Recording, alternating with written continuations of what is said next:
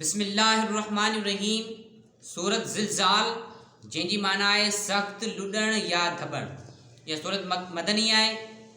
हिन में 8 आयतूं आहिनि ऐं 1 रुकू आहे। बिस्मिल्लाहिर्रहमानिर्रहीम।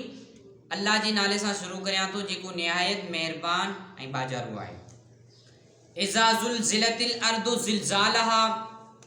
अल्लाह सी फरमाए थो जॾहिं क़यामत ॾींहुं ज़मीन खे जंबश ईंदी ऐं उन खे ज़ोर सां लोॾियो वेंदो।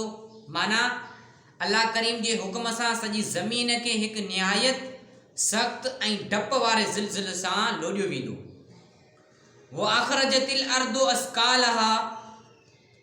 ज़मीन ऐं पंहिंजा जेका ज़मीन आहे ऐं पंहिंजा ॻरा बोझ मुर्दा ऐं पूरियल ख़ज़ाना कढी ॿाहिरि कंदी। वो अख़रजतिल अर्दु अस्कालहा ऐं पंहिंजा ॻरा बोझ जेका आहे ऐं मुर्दा पूरियल ख़ज़ाना उहे सभु ॿाहिरि कढंदी। मतिलबु ऐं पोइ ज़मीन ते को बि जबल इमारत वण न रहंदो। सभु हेठाऊं मथायूं बराबरि थी ज़मीन हमवार थी वेंदी ऐं मैशर जे हिसाब जे लाइ मैदान तयारु थी वेंदो। अॻियां अल्लाह सी फरमाए थो वक़ालल इंसानो मालहा।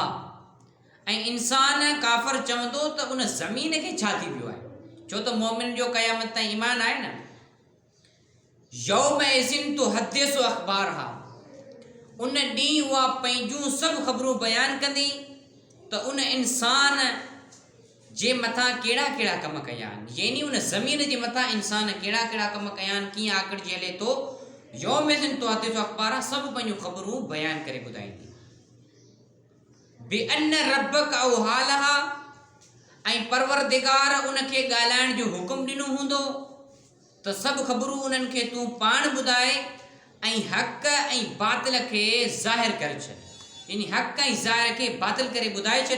सभु पंहिंजूं ख़बरूं बयानु कर त तुंहिंजे मथां केरु केरु आकड़िजी हलियो आहे। अॻियां अल्लाह सी इरशाद फरमाए थो यौमइज़िन यस्दुरुन्नासु अश्तातन लियुरो अमालहुम।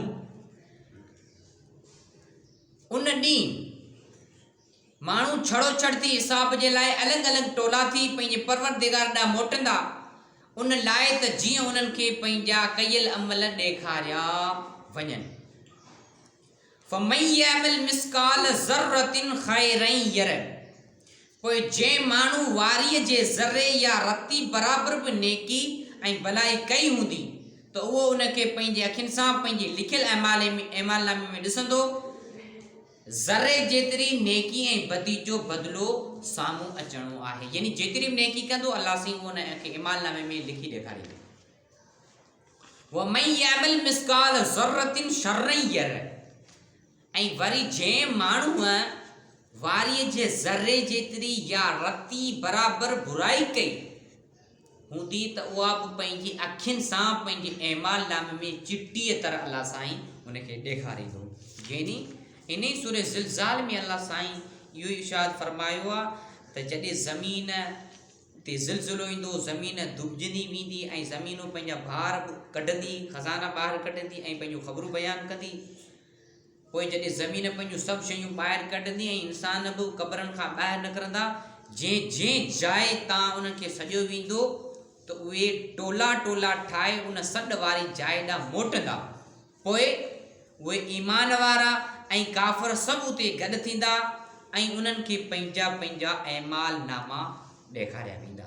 त क़ुर मजीद में अल्लाह साईं इहो इरशाद फरमायो आहे त जंहिं ज़मीन ते तूं आकड़िजी हले थो यौमइज़िन तुहद्दिसु अख़बारहा, उहे पंहिंजूं ख़बरूं बयानु कंदी। सभु ज़मीनूं ख़बरूं क़यामत ॾींहुं ॿुधाईंदी त मुंहिंजे मथां केरु केरु आकड़िजी हलियो आहे। अल्लाह साईं असां सभिनी मुसलमाननि खे क़ुर मजीद पढ़णु ऐं सम्झणु, उन जे मथां अमल करण जी तौफ़ीक़ अता फरमाए। अमा अलैना।